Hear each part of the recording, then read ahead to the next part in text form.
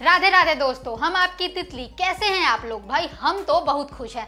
जहां एक तरफ बारिश से मौसम गुलजार है, वहीं देखिए ना, हमारे देश का चंद्रयान आज चांद पर पहुंच जाएगा।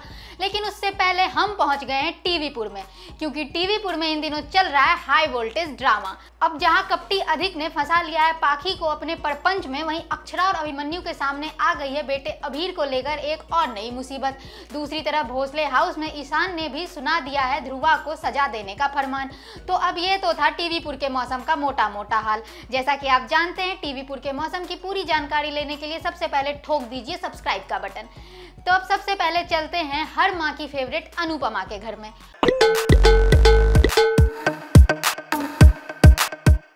अरे भैया, अनुपमा के घर में तो घमासान मचा हुआ है। पाखी प्रकरण से शाह और कपाड़िया दोनों ही परेशान हैं। जहां पारितोष कहता है कि पाखी को समझना होगा कि क्या सही है और क्या गलत, तो वहीं बा कहती है कि अब पाखी ही नहीं चाहती कि कोई उसके मामले में बोले तो कोई क्या ही कर सकता है। बा भी तो सही कह रही है।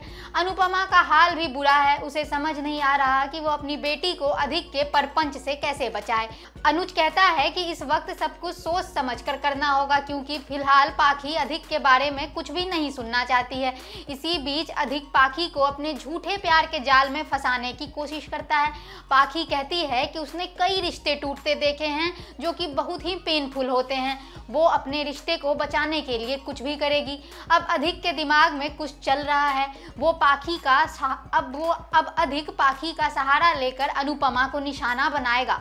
अधिक कहता है कि अब अनुज और मम्मी मुझसे बहुत नाराज हैं और वो मुझ पर हमेशा नजर बनाए रखेंगे। मैं ऐसे घुट घुट कर तो जी नहीं पाऊंगा। इससे अच्छा है कि मैं मर ही जाऊं।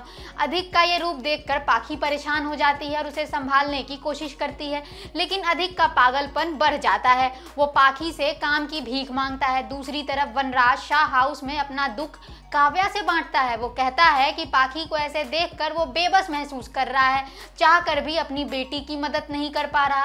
काव्या कहती है कि पाखी अनुपमा की बेटी है। पाखी अनुपमा की बेटी है, वो एक बार झुक सकती है, बार बार नहीं। खैर, झुक तो अक्षरा गई है किस्मत के सामने। बेचारी बेटे को लेकर इतनी बेबस है कि क्या बताएं। अब आज के एपिसोड में आप देखेंगे कि अभीर अपने पापा अभिनव की मौत से गहरे सदमे में है। वो चिड़चिड़ा हो गया है और गुमसुम रहने लगा है। अभीर सिर्फ अपने पापा अभिनव की फेवरेट चाय और केक खा रहा है। न सो रहा है, न किसी से बात कर रहा है, न किसी की सुनता है, न किसी की कोई बात मानता है। बस बेचारा बच्चा अपने में खोया रहता है। घर के सभी लोग उसे अपना दुश्मन लगने लगे हैं। अभीर के इस बदले हुए व्यवहार से अक्षरा, अभिमन्यु समेत पूरा परिवार परेशान है।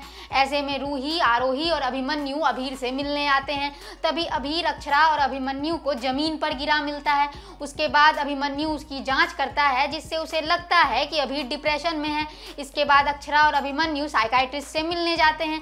ये डॉक्टर भी अभीर के डिप्रेशन में होने की पुष्टि कर देता है और उसका पूरा ख्याल रखने की सलाह भी देता है।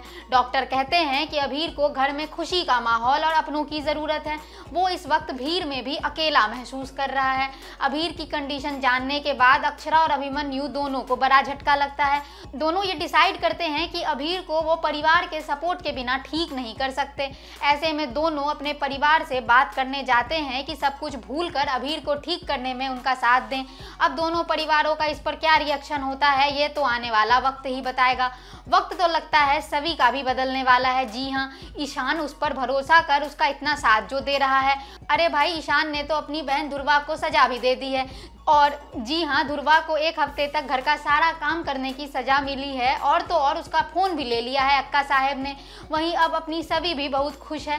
क्लासरूम में जब ईशान पढ़ा रहा होता है, तभी सभी हाउसवाइफ के देश में जीडीपी के योगदान को पूरे क्लास के सामने अच्छे से समझाती है, जिससे ईशान उसे बस देखता ही रह जाता है। अब हमें तो लग रहा है कि ईशान बाबू जल्द ही सभी के प्यार में पड़ने वाले हैं। दोनों की इस प्यार की रेलगाड़ी में थोड़ा ब्रेक लगने वाला है, क्योंकि ईशा आने वाली है सभी के कॉलेज में इंस्पेक्शन टीम का हिस्सा बनकर। अब ईशा को देखकर ईशान का क्या रिएक्शन होगा और इसके बाद सभी के साथ उसका कैसा इक्वेशन होगा, ये तो आने वाला समय ही बताएगा। तब तक हो गया है तितली के उड़ने का समय, क्योंकि हमको जाना है चंद्रयान की लाइव लैंडिंग देखने के लिए। तो चलते हैं और कल मिलते हैं फिर टीवीपुर की कुछ और नई चुगलियां लेकर। तब तक के लिए धन्यवाद। अगर आपको हमारा ये वीडियो पसंद आया है तो इसे लाइक करें, शेयर करें और कमेंट करें।